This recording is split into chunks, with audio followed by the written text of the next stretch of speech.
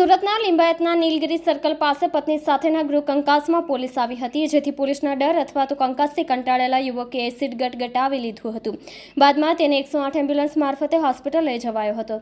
ઘટનાની જાણ મોટાભાઈને થતાં તેણે પણ ટેન્શનમાં એસિડ પી લીધું હતું. વારાફરતી બંને ભાઈઓના મોત થતાં પરિવારમાં શોકનો માતમ છવાયો છે. સ્મીમેર હોસ્પિટલથી મળતી વિગત મુજબ લિંબાયત નીલગિરી સર્કલ પાસે જવાહર મોહલ્લામાં રહેતા 37 વર્ષના જીતેન્દ્ર બાબુ નાયકા ઘરમાં એસિડ ગટગટાવી ગયા હતા, જેથી તેને સારવાર માટે સ્મીમેર હોસ્પિટલમાં લઈ ગયા હતા, જ્યાં તેનું મોત થયું હતું.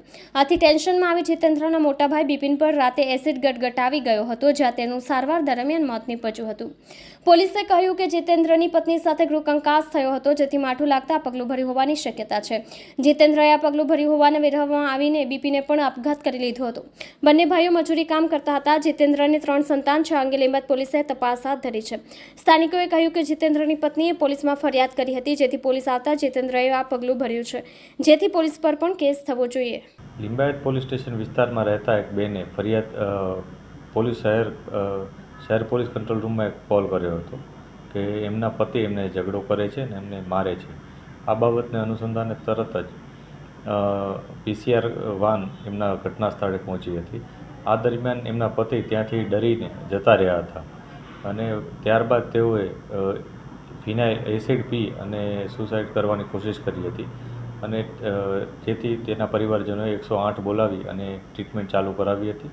ટ્રીટમેન્ટ દરમિયાન તેમનું મૃત્યુ થયું હતું, જે બાબતે અનનેચરલ ડેથનો કેસ રજીસ્ટર કરી અને તપાસ ચાલુ કરવામાં આવી હતી. PM પણ કરવામાં આવ્યું છે. આ બનાવ 18 તારીખનો હતો, સાંજનો.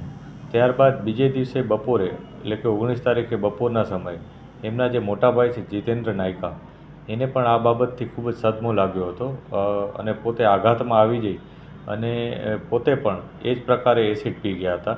આ એસિડ પી જતાં તેમને પણ હોસ્પિટલાઇઝ કરવામાં આવ્યા અને હોસ્પિટલમાં ટ્રીટમેન્ટ દરમિયાન તેમનું પણ મૃત્યુ થયું. જે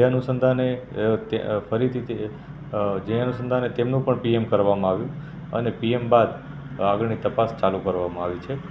સમગ્ર બનાવમાં પોલીસ તમામ એંગલથી તપાસ કરી રહી છે, જેમાં મેડિકલ એવિડન્સીસ, મોબાઈલની વિગતો, એના પરિવારજનોના નિવેદનો વગેરે અમે તપાસી રહ્યા છીએ અને જે પણ અમને આગળ પુરાવા અને બાબતો સામે આવશે એ મુજબ આગળની કાર્યવાહી કરીશું.